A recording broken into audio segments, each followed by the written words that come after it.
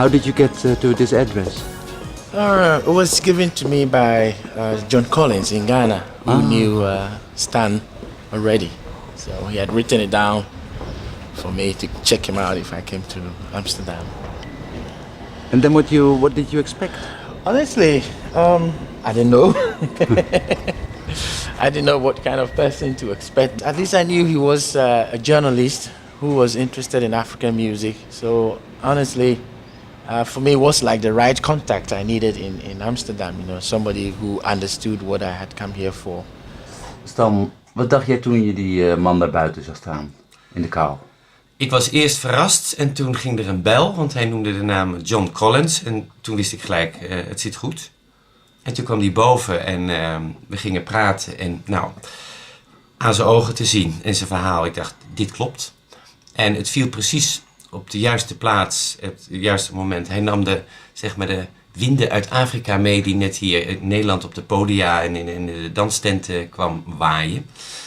Er waren allerlei mensen bezig die feesten organiseerden, een radioprogramma wat ik...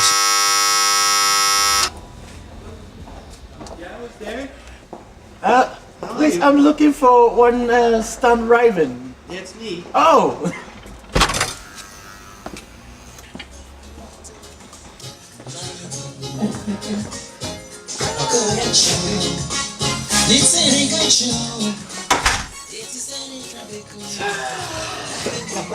Back home. Back home again? Yeah. Oh, here he is. Yeah. This is the man. We hope it will be a hit soon in Holland. En ja, het klikte direct eigenlijk. En ik geloofde hem op zijn ogen en er zat zo'n vitaliteit in. En het paste precies in wat er toen aan de gang was, met name in Amsterdam. Ik had zelf met een vriend een radioprogramma gestart, Tam Tam Club. Iedere week op een piraat. En een danstent, een soort boîte africaine, waar je dan eens per maand kon swingen met een band erbij. En Sloopy heb ik toen op die manier gepromoot door hem kans te geven om te spelen en om op de radio te zijn. En van het een kwam het ander. Wat voor soort muziek maakte hij eigenlijk? Highlife. Highlife. Maar aan het einde, ik noem het bright life music. Ik heb de muziek met andere stijlen vermengeld. En volgens mij was het een nieuwe stijl uit Ghana. Dus, pakweg 20 jaar geleden heette alle populaire muziek uit Afrika simpelweg highlife. Zoals popmuziek, er valt reggae onder en rap en house, dat is pop. Maar dat gold ook voor Afrika. Of course, in the end, highlife also spread all over Liberia and Sierra Leone and Nigeria and other countries along the coast were playing, you know, with that same kind of style, that same kind of feel. But it had something that originally came from Ghana. Maar dat begon ongeveer rond 1900. Accra was een havenstad met veel zeelieden die langskwamen. Die brachten gitaar, ook accordeon en noem maar op. Er zaten militairen, want het was Brits geworden. En die namen ook weer een leger mee uit de Cariben. Dus de calypso-elementen kwamen erin. En het leger plus de missie, die brachten de blazers, de brass.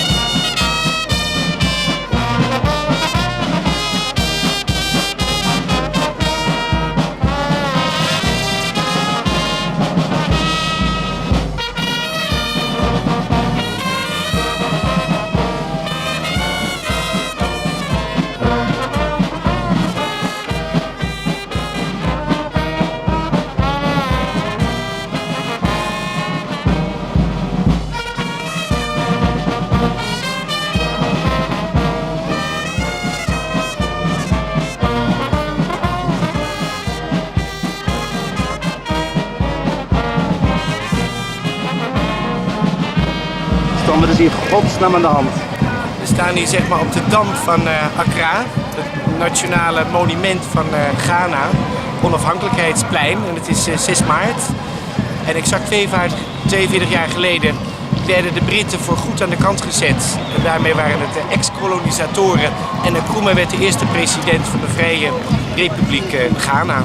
Aha. En wat we continu horen, dat zijn die militaire brassbands die door de Engelsen hier werden gebracht eind vorige eeuw. En die mede de highlife hebben gevormd.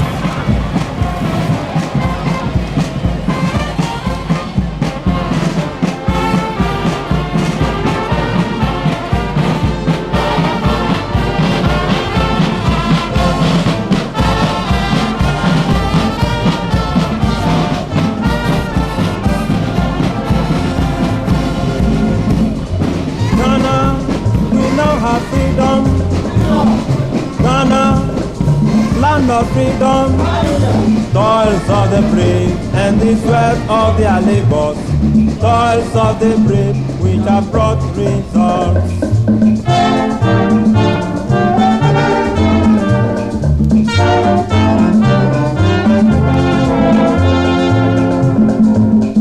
Kwame, the star of Ghana, Nkrumah, star of Ghana. Dit is een collectors item wat ik hier heb. Deze sterren waren ook echt sterren, zoals de Black Beats en e.t.mensah. En dit is allemaal van die highlife uit de jaren 50 en 60. En daarna kwamen er allerlei veranderingen. Hier zien we bijvoorbeeld John Collins over Crossover. De hoes laat al zien de connectie tussen de Amerika's en Europa en Ghana. En via John heb ik Sloopy dus leren kennen. En dankzij die hernieuwde belangstelling kwamen dus heruitgaven. Hier hebben we de allergrootste, zeg maar, de Louis Armstrong van West-Afrika, die dus alle muziek daar heeft beïnvloed. En dat was dus e.t.mensah.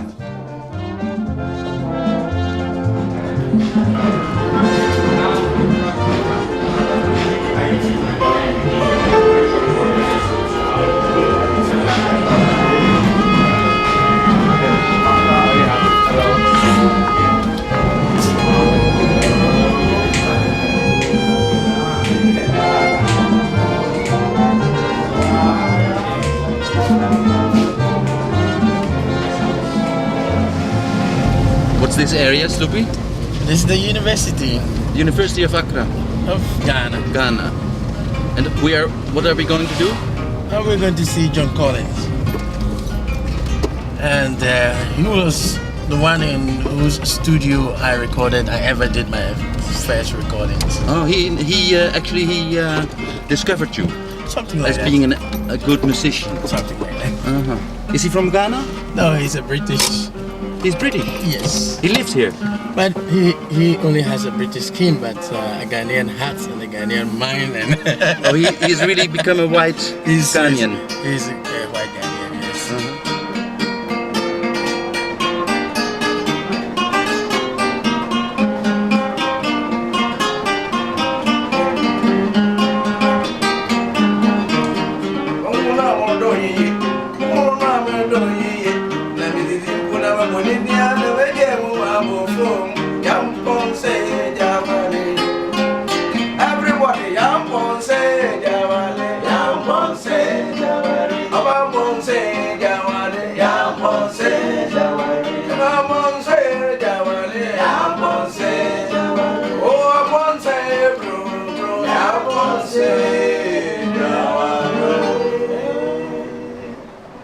Giamfy is a harmonic progression, which generates so many melodies. That's right. But the rhythm and the harmony is fixed. Yes.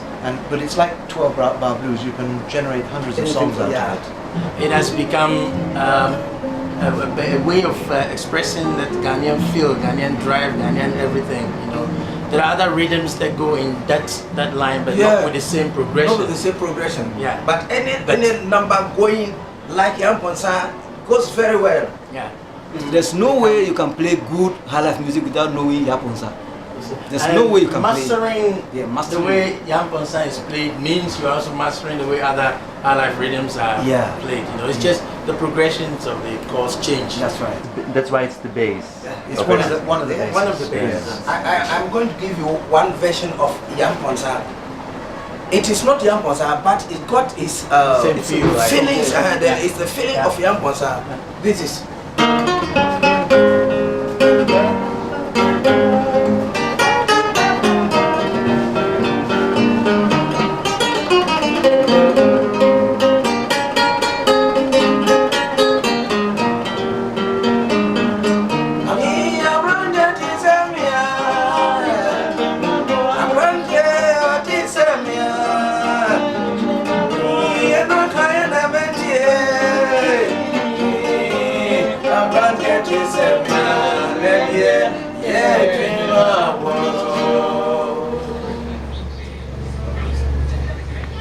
Zo Stan, vertel eens, wat is dit voor dump hier?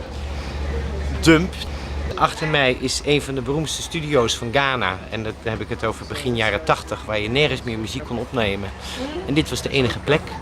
Dus dit omgebouwde kippenhok, daar stond John met zijn 4-sporen recorder. Dat ding daar. Ja, en de muzikanten stonden buiten. En binnen stond John dan heel driftig te tapen. En dan heeft hij 2 zeldzame, bijna alweer collectors items platen gemaakt. The Guitar and the Gun heten ze. The Guitar and the Gun, is that right? You produced it, the Guitar and the Gun? Yes. And that was 82, 83, wasn't it? I think it was 83, yes. Yeah. 83. The whole place might fall down because I have to do this. Okay. I'll be sitting like this. All right, yeah. Wires passing through here. Some of the musicians would be in here. We're there. But how did you turn into high life? You were playing with a rock band? In '69, I went all over the place with them, and that was it. That's how it started. With a band? You toured through Ghana with a Yes, band? in southern Ghana in '69. I was a rock and rollist, so they could take me around before the show on the bus to show a white man playing the guitar. So I was making them a lot of money. You were a token white man? I was yes, I was making them money. Yeah, I was a novelty. And now you're the white Ghanaian, huh? Well, what happened is that I started to pick up the highlight from them, of course, and I sort of, over the years, I got to learn to play it. But the actual original people who play it now, it's just a handful left in the country, and some of them can't even play anymore, hardly. Yeah. They can hardly walk, or let alone play. But don't you feel compelled to record them just before they die? Well, I did one 3 weeks ago. I recorded T.O.Jazz. So I have been doing that. I recorded e.t.mensah here, right here. At that time there was no roof at all. It was I sort of just built the place. He was the first person I recorded. You did? Here. But now, most of the people hardly play it anymore. It's a finger-picking style. So it was actually dying out. What we saw with T.O.Jazz? Exactly, we're trying to revive it for the students so they don't forget it. But maybe Sloopy is one of the guys who could bring tradition back. I mean, isn't he the link, the way he's making his music? Okay, it's partly computer, but it's partly acoustic, or at least in the tradition of guitar highlife. Well, Sloopy can actually play the old style. He can play the finger-picking style. I don't know if he still plays it, but I know you can do it. I can play it, yes, I can. But yes, the problem is... maybe you should try an unplugged. I think just do an acoustic show. Yeah. Try it. Yeah.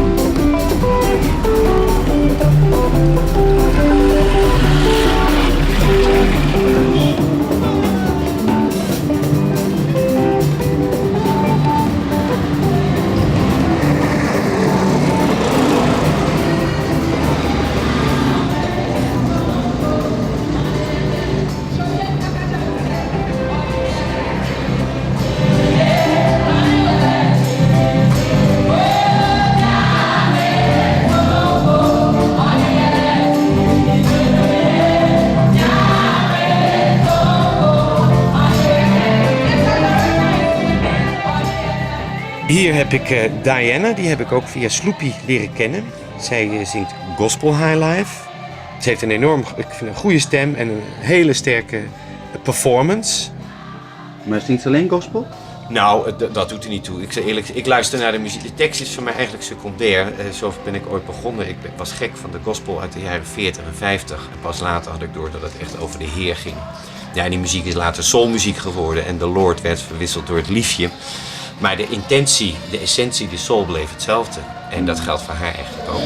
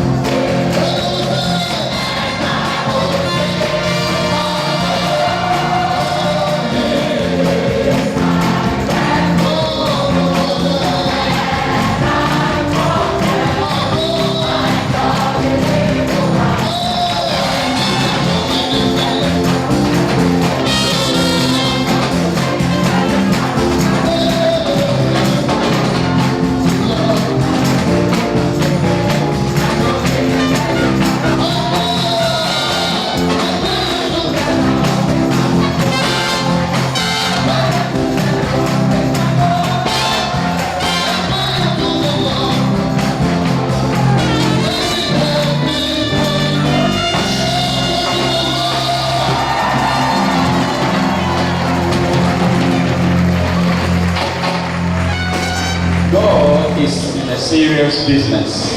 Say, you are not here by accident. You are not here by coincidence. You are here because God has something good for you. This is the right place. And God is here.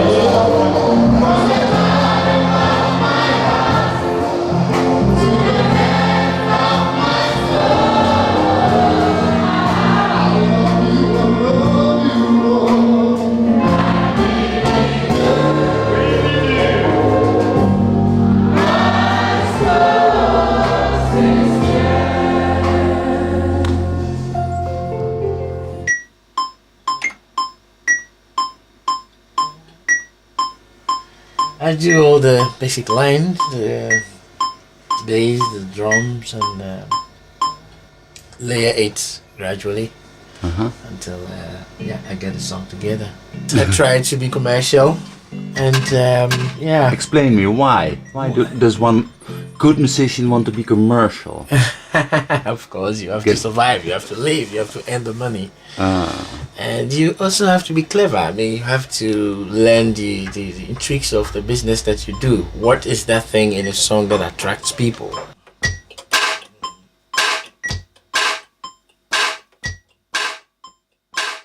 Telephone Nkomo, it's about a conversation on the telephone. More of, love communicated through the telephone. Telephone Ibia, and I'm a friend of my Nkomo. Yakasa, Namaste on the set. Hello, if I have this phone, I would have called my loved one and then we would talk. And then I would say, hello, how I miss you.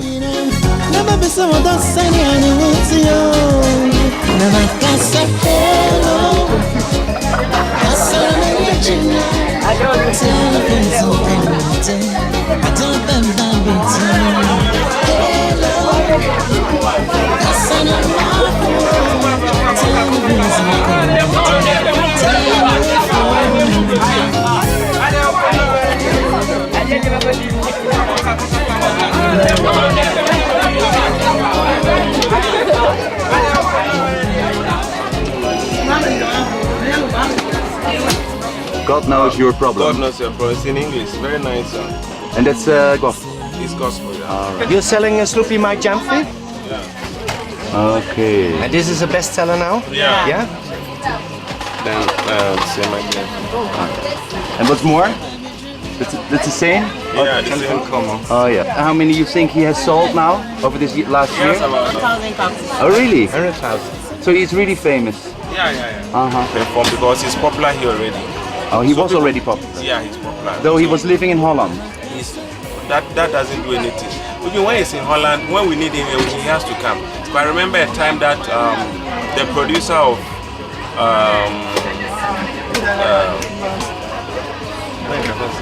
Alpha Blondie, yeah, they were in Ghana and they want to take Sloopy to Ivory Coast for a show.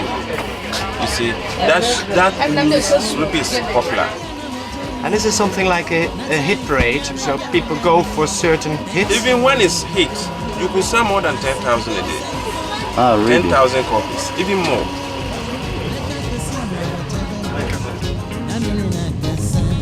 It seems your life is lived by others for you, huh?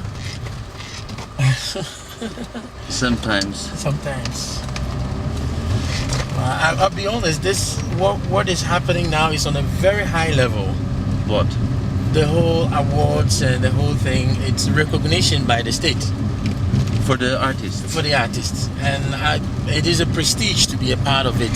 So it's important for you too? It's very important. For your career? Yeah. So, and that is the National Theatre? Yes. Where, well, the whole performance is going to take place this evening. Dance music. There you get rewarded. Yeah. Dance music. Sloopy My Giamfy.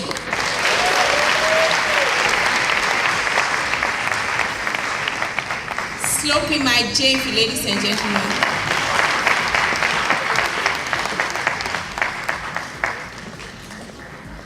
Sloopy wants to talk to you.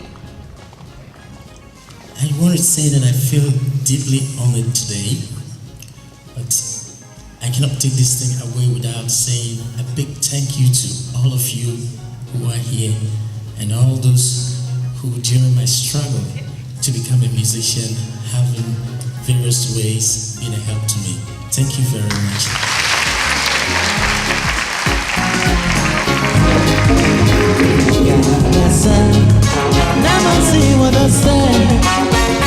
Hello, hello, ladies and gentlemen. Nizin kamatsu mebuatsu makaso, makane udaya masuyina. Nama bisa wadasani ane wutiyo. Nama kasa hello, kasa la menye china.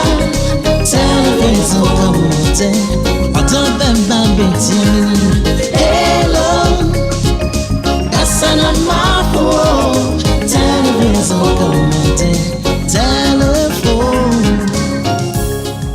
Wat betekent stardom nou eigenlijk hier in Ghana? Stardom betekent dat je herkend wordt op straat, dat je overal aanwezig bent in geluid, dat je overal cassettemuziek hoort en regelmatig op televisie. En zo gauw je op televisie verschijnt, dan besta je echt, dan ben je een star, zoals uit een soap of wat dan ook. En dat betekent dat je meer en meer status krijgt. En dat is ook heel lastig, want men verwacht heel veel van je. En hier moet je je onder het volk bewegen en laten zien dat je een van hen bent, maar ook dat je kunt geven. Dus je moet eigenlijk alles wat je eventueel verdient, moet je eigenlijk alweer weggeven. In gunsten of in geld.